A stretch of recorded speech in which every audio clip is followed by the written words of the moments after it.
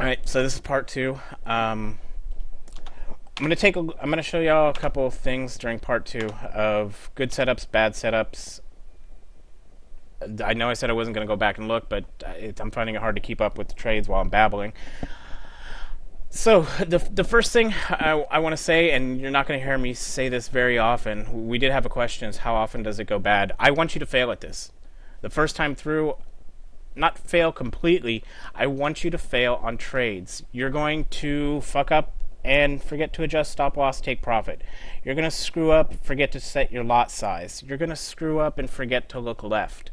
I need you, I want you, and I expect you to fail on some trades and lose at them. It's the only way you're going to learn.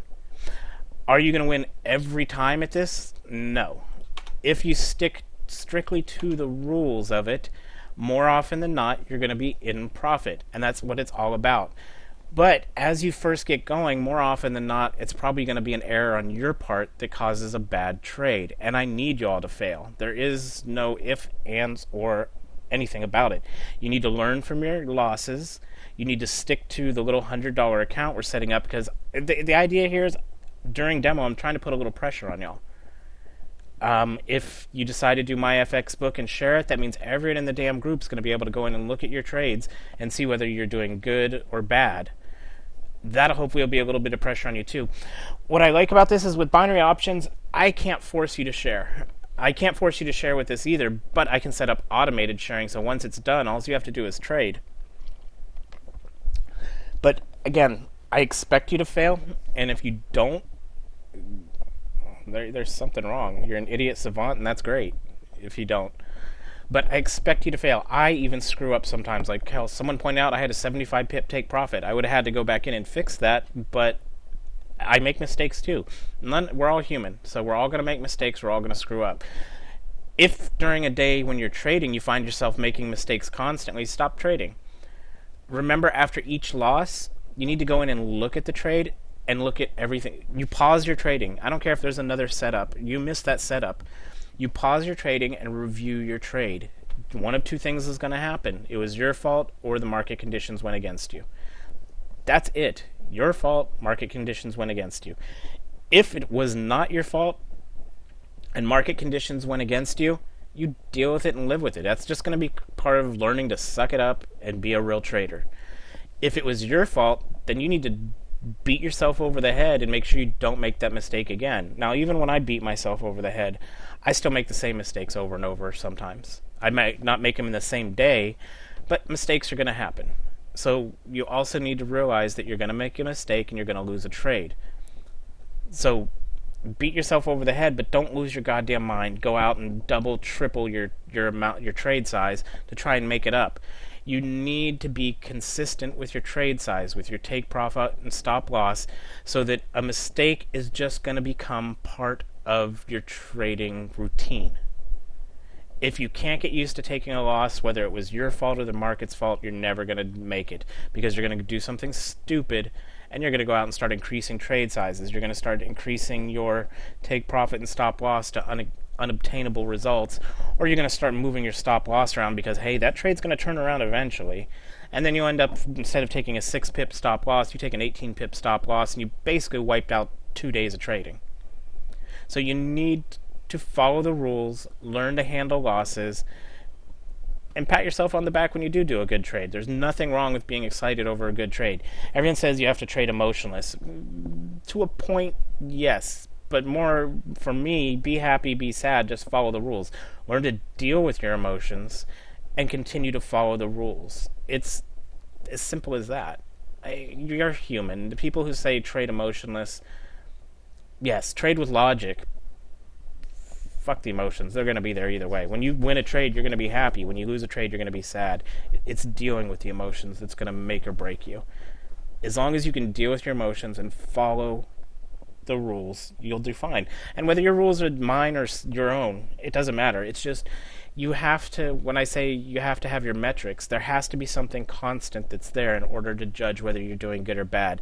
And if you're changing everything around based off your emotions, you're never going to have the metrics to see if you're doing good or bad. Okay, so enough on that preaching. Let's look at a few things. Here was a setup again, good setup because slow moving there the whole time. Fast moving, came down, breached, so this would have been a little bit of warning. Then price came out and went up. What is good about this trade, we're always looking for price to be above the channel. If it dips the channel a little bit, like here, warning to stay out for a while. We want price coming up and out of the channel and above it. When we see things like this is what we're waiting for. This is our bread and butter right here. Whenever we get in a trade, this is what we should see. So we get an alert. I'm just change subject real quick. What does that alert mean? It does not mean take a trade. It just means that the trend has potentially changed south. That's all you need to know. Okay? Not a trade. It's just to let you know that the trend has potentially changed south. So let's go back. Now that we know this is our ideal trade, there's several different ways we can look at it. Let me find it. So here's the line chart, and I said I was going to flip to this. And let's look at the crap trade we took during the US. This here, although not a good setup, it's what we're looking for price to be doing. Above the channel. Going in and out of the channel. Can you see the purple lines okay? I can change the color if you can't see it. Now again here, we have a good setup because why? The line shows us. It's above the channel. Let's look at the other one. This is where we did take a trade. The line was above the channel. So I want to stress that enough. When price is coming into the channel, it's a warning sign for us. Price is in the channel. The line's in the channel. Yes, we have a slow cloud, medium, and a fast channel, but we have price dipping in and out. So hopefully that will help a little bit. Where is it? God, I'm such a mess. LMNOP. Yeah, I can do my alphabet. So there we are back with the candles. And do I need to remove them somewhere else? Yes. So as you're learning, if you want to use a line chart, feel free. Do what you need to do to learn it. And again, I don't expect y'all to be perfect at this. I expect to see some losses. I expect to see some mistakes.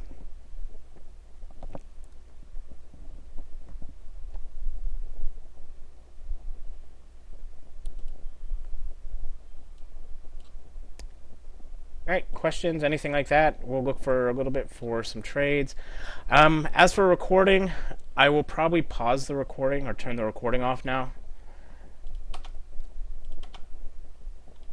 And the last thing I'm going to cover is candlesticks. If you want to use normal candlesticks, remove part 6. Part 6 will get rid of them. All they are is they're telling you when it's above or below the moving average. So if it's red, it's below. If it's blue, it's above. Some people get all scared when they see, and this was a little bit of trying to remove the emotions from this for you. Some people, when they see red candles, they get all, I got to get out of the fucking trade. The red and blue candles were kind of supposed to help you with that. If you want to see candles, remove part 6 and you can see the candle colors. If you don't want to see candle colors because you think seeing a red candle is going to freak you out, which I have seen people jump out of trades when I've been working with them because they get 3 red candles, it's just a little bit of psychological for you. You see red candles, you think price is going to die. So the red and blue, it's up to you whether you want to do it, but removing part 6 will take the colors away, red and blue, and get you back to normal candles. You'll have to pick candles, though, because default it's set up on a line chart with no color. So that way you couldn't see anything. Now, one thing that I do is you can turn on the bar charts so that you can see open and close. So you can get a kind of mix of both, but for me that kind of defeats the purpose.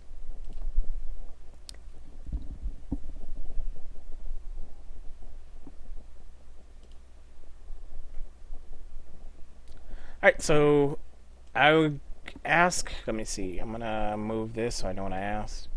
Okay, are there any questions or anything? If so, if not, I'm going to, this is so I can get them in the recording. If not, I'm going to turn off the recording. We'll see if we can pick up any trades.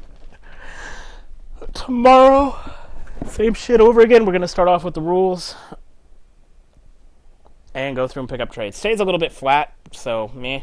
But like I said, we need to be able to deal with bad market days, good market days. You need to be able to recognize them. Hopefully, by the end of the week, you'll have a good enough understanding of good and bad market days where you can say, yep, not trading this, just like with trading axis. If it's in a trend, not trading. If it's in a trend, though, you should be able to jump to this. Now, just because it's trending doesn't mean it's a nice trend. There's always going to be... Because I'm never up for DAX when it's actually tradable. If you want to try this on the DAX, feel free. I have not... I think Gert did. Well, he loaded it up on his system, but... yeah, I agree with you. DAX moves very fast. My concern there is just making sure that you can keep up with the take profit and stop loss settings. Guys, look, getting the market conditions down and recognizing them is only half of it. Quite literally, determining the correct take profit and stop loss is what made me start to like the 1 minute.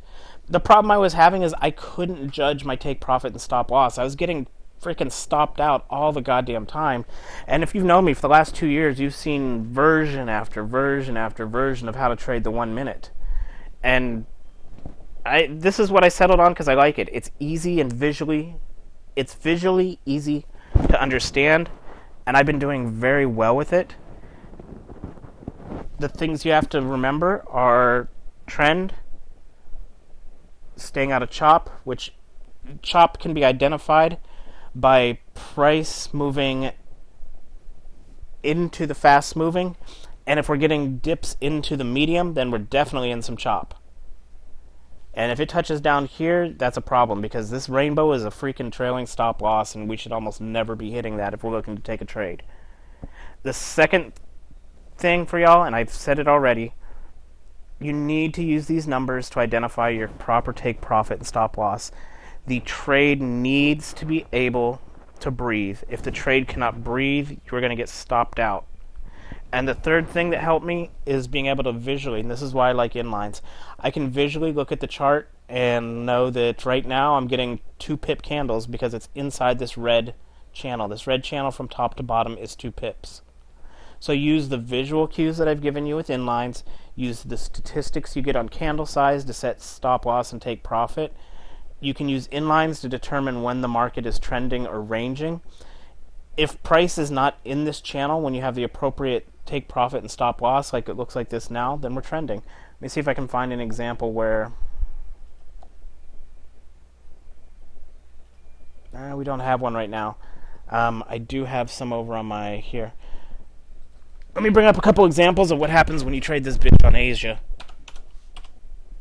And then we will stop the recording, because I guess we do need to see some badness.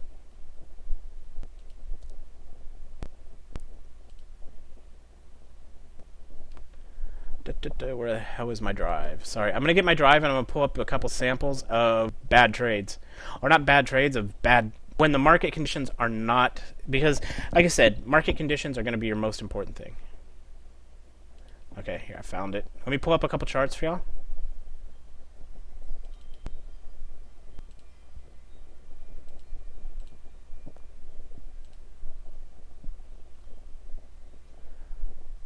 Okay, so... AUD USD. Let's take a look at this. This is a when not to trade, and your inlines when set properly is going to show you. And even if it's not set properly, it's going to show you. I mean, you should be able to see right away here. Alright, so this is inlines. And this is Asia. Could anyone tell me why this would be a shitty time to trade? And you will be able to see this during Asia over and over and over again.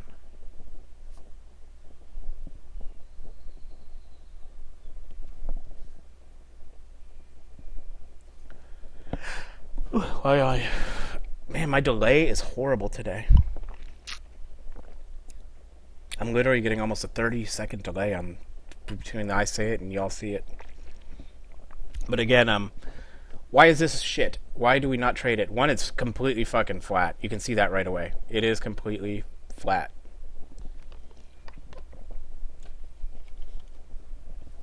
But what's the other warning sign we have? Tiny candles in tight range. Correct. So knowing what this red line is, how many pips is it from here? How many pips is this right here?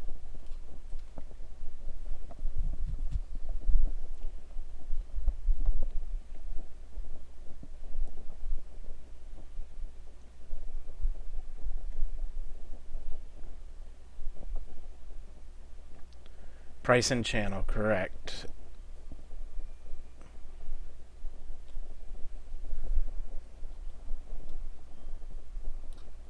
We're getting arrows just basically random.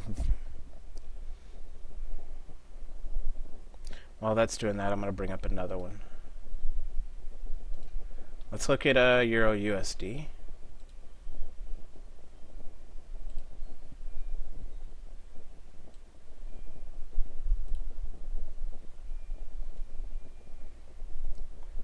Now this one was set up with an appropriate take profit and stop loss on it. The other one was not. So what can we see again? Price and channel. This is 2 pips, and it's bigger than the damn majority of the candles. So these are warnings when not to trade. Even if you have a little bit of a trend going on like this, it's a not to trade thing. We're not getting big enough movements to take into account even the commission on a great account. So those are a couple examples of when not to trade. They're also on the forums. Log in and look at them. And the answer was that's only 2 pips in the middle of that red line. So UJ, let's see, 3-3, that's 6, do it 8. Let's go to inlines and make sure 80. Okay, close. What do we need to mark? Even though it's in the cloud. Okay, another way for me to explain this is the same way I explain an Itchy. When price is in the cloud or in the channel, it is not good. Think of it as an airplane. This is turbulence. We want to stay out of turbulence. Again, let's mark. Boop. And we got down here. See,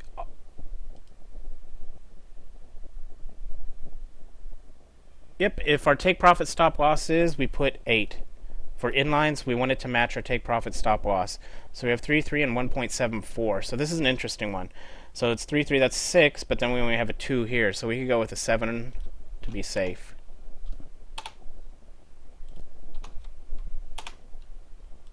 And it's not that we're going to be taking a trade, we're just making sure that this is all in with market conditions. You're basically trying to force yourself to be aware of market conditions at all times. So right now, because you just did this, if I took everything off this chart, you could say right now that each one of these candles is moving about 2 pips. This is an awareness you would not have without inlines or this. So next, inlines. Let's adjust our take profit stop loss so that we can see it. 8 equals 80, correct.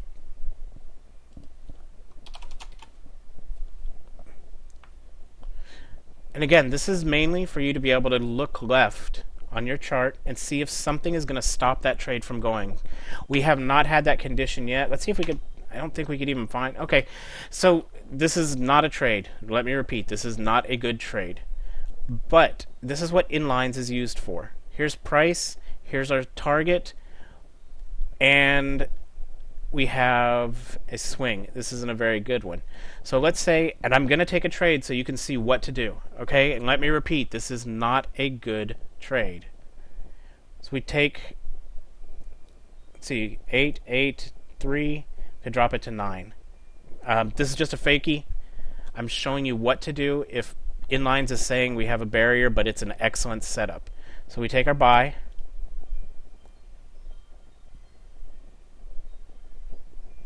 I'm going to get stopped out immediately. It's not going to let me because it's below the trailing. Okay, so it's not going to let me take that trade. Let me find one if I can.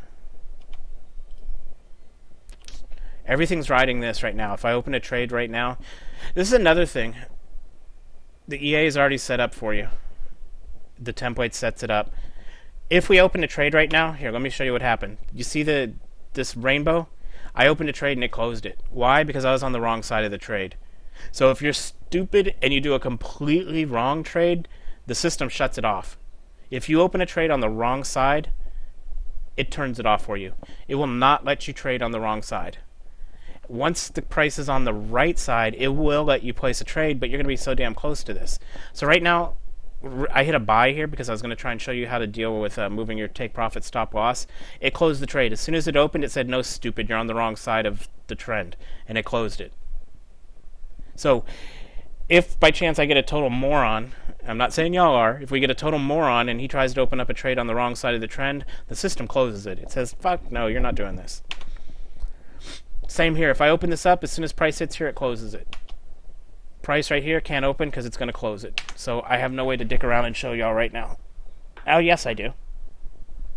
Let me turn off the EA.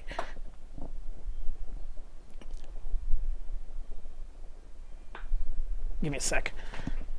Okay, so I'm going to turn off auto trading so that the EA I can do whatever I want. Okay, again, this is not a legitimate trade. I'm just going to show you what happens. Okay, so here's our take profit. Let me adjust it. Indicator list. Let's put this up to 120. Okay, so let's do it a little bigger because I want y'all to see. Let's do 150. So this will be a 15 pip. Okay, you have an excellent trade setup going, but you have a previous high, previous low, swing high, whatever the F you want to call it.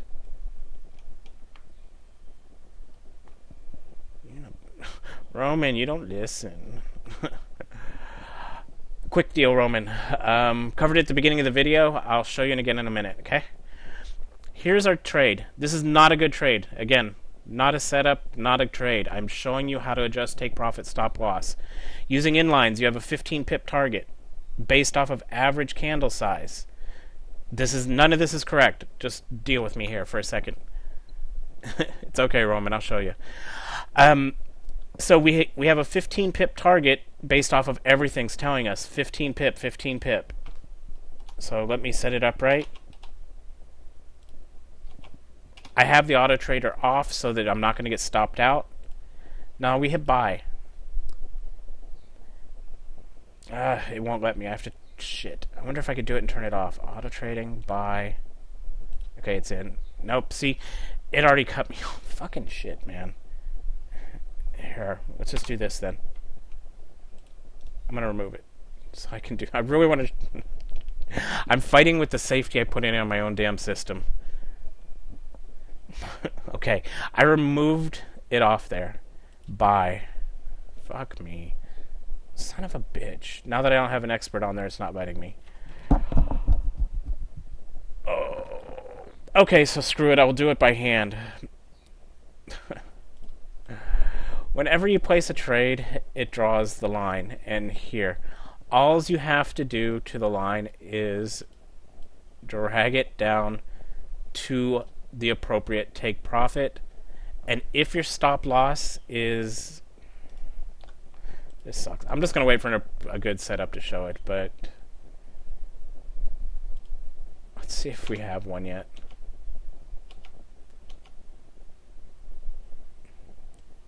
Little bastards don't want to work with me. We'll cover it tomorrow. Okay, so that winds it up for recording for today. If you have questions, great. We'll go over them. But that winds up the recording for today. Thanks for watching. Check the forums, and I'll get it. And